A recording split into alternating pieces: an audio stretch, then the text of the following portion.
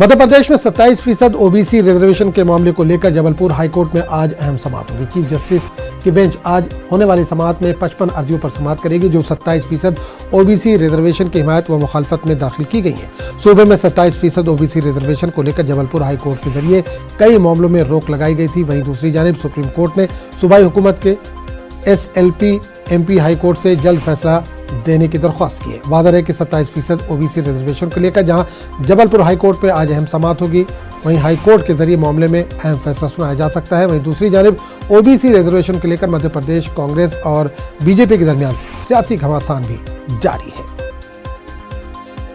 और इससे पूरे मामले पर बात करने के लिए हम सीधे रुख करेंगे भोपाल का, जहां से हमारे नुमाइंदे मेहताब आलम इस वक्त जुड़ रहे हैं। मेहताब, मध्य प्रदेश में ओबीसी रिजर्वेशन को लेकर आज जबलपुर हाईकोर्ट में समाअत है, कब होगी समाअत और क्या उम्मीद लगाई जा रही है?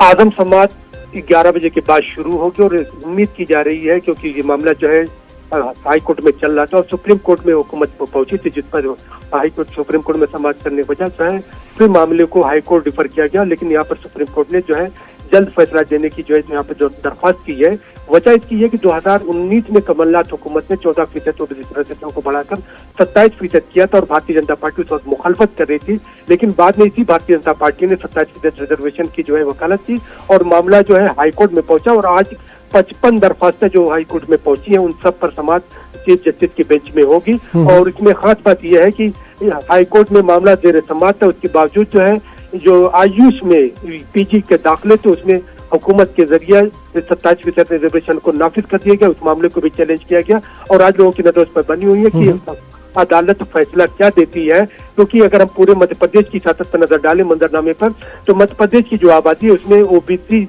52% है और दोनों पार्टियां, भारतीय जनता पार्टी हो या कांग्रेस, दोनों की नजर 52% वोट पर है। इसलिए दोनों ही पार्टियां 27% ओबीसी रिजर्वेशन की जो है हिमायत कर रही हैं और इसमें आज फैसला क्या आ सकता है उस पर सबकी नजरें बनी हुई हैं। चलिए बताओ, आप नजर बनाए रखिए, दोबारा लौटेंगे। फिलहाल इस तमाम जानकारी के लिए